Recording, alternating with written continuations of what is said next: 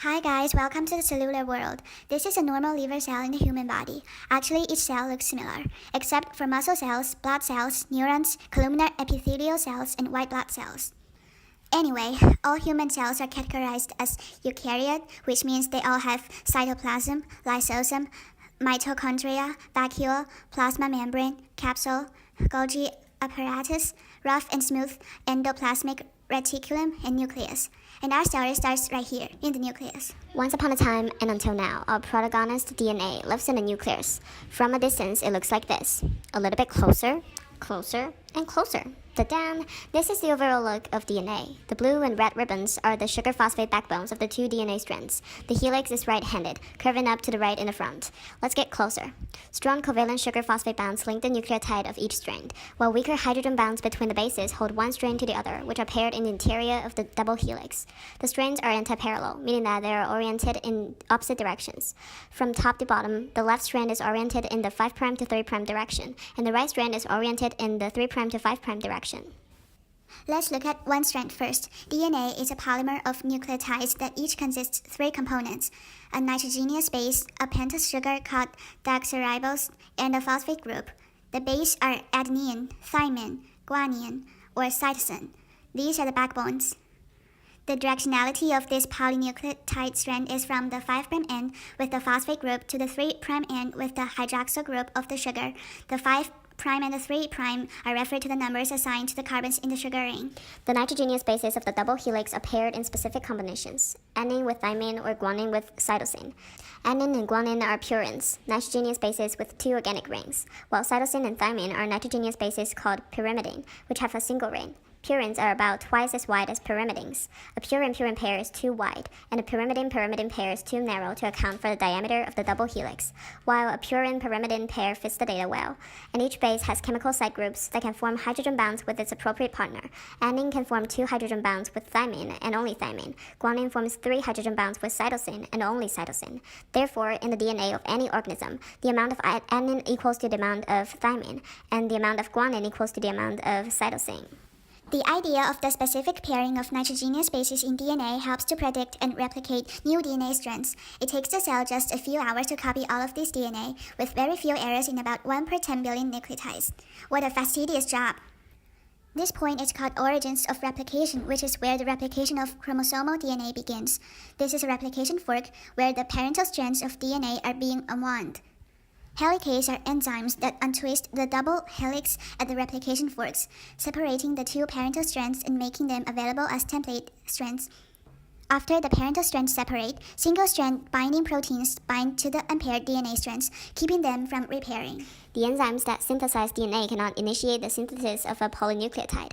They can only add nucleotide to the end of an already existing chain that is base paired with a template strand. Here comes our little helper, RNA primer. RNA primer starts a complementary DNA nucleotide one at a time, using the parental DNA strand as a template. The completed primer, generally 5 to 10 nucleotides long, is thus base paired to the template strand. The new DNA strand will start from the 3' end of the RNA primer by the enzymes called DNA polymerase. Each nucleotide to be added to a growing DNA strand consists of a sugar attached to a base and to 3 phosphate groups. It sounds familiar, right? Yes, ATP of energy metabolism. Well, here, for example, we use an adenine nucleotide used to make DNA, DATP. The only difference between ATP and DATP is the sugar component. In ATP, it's ribose, and in DATP, it's deoxyribose. Like ATP, the nucleotides used for DNA synthesis are chemically reactive, partly because their triphosphate tails have an unstable cluster of negative charge, just like ATP. When the bond breaks, it releases a lot of energy to the adenine and makes it stay there. Thus, this is an endergonic reaction. The same thing also happened with other 3 nitrogenous bases. As said before, that DNA is antiparallel, so the 2 new strands formed during DNA replication must also be antiparallel to their template strands. However, the proteins are sometimes very stubborn, and they only read the code from 3' to 5' and make the new strand from 5' to 3'. DNA polymerase can work continuously on the 3' to 5' strand, called the leading strand with just one primer. However, on the other strand, the stubborn protein doesn't change its mind no matter how hard and exhausted it is going away from the replication fork. It goes away from the replication fork and working the strand called the lagging strand. The segments of the lagging strand, Okazaki fragments, are named after the Japanese scientist. Whereas only one primer is required on the leading strand, each Okazaki fragment on the lagging strand must be primed separately. After DNA polymerase III forms an Okazaki fragment, another DNA polymerase 1 replaces the RNA nucleotides to the adjacent primer with DNA nucleotides. But DNA polymerase 1 cannot join the final nucleotide of this replacement. DNA segment to the first DNA nucleotide of the adjacent Okazaki fragment.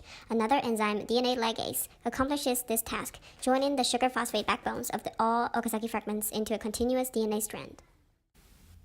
Besides the precise work of replication, they are another team to detect and repair the damaged DNA. First, a team of enzymes detect the damaged DNA. Then a nuclease enzyme cuts the damaged DNA strand at 2 points, and the damaged section is removed. Subsequently, repair synthesis by a DNA polymerase fills in the missing nucleotides, using the undamaged strand as a template. Finally, the DNA ligase seals the free end of the new DNA to the old DNA, making the strand complete. In some cases, other enzymes remove and repair incorrectly paired nucleotides resulting from the replication errors, which allows cancer-causing errors to accumulate in the DNA. While DNA is busy replicating, the cell it's in is also busy duplicating itself. There are 46 DNA in one human cell, and they form 23 chromosomes in pairs with other things like histones and proteins. These chromosomes carry very important genetic information inherited and mutating from generations to generations. You can't really see the chromosomes because they tend to wander around, like this. When a cell decides to divide itself, the chromosomes will condense and then stand in line. Then, ready to be picked up by centrosomes, and then voila, here are two cells with the same structures. This is how we have a full body of somatic cells with the same DNA.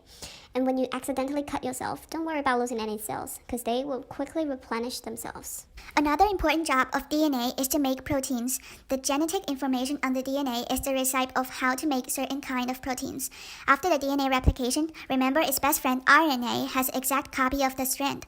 The RNA, after a series of processing, become messenger RNA who brings the message to the ribosome in the cytoplasm. And the ribosome will read the order and produce the protein that the cells needs. Isn't that cool? This is today's lesson for DNA. If you like this video, please subscribe to our channel and follow us on social medias, Facebook, Instagram, Twitter, and Snapchat. And if you have any questions, please leave it down in the comment below and we will answer them. See you in the next video. Bye! Bye!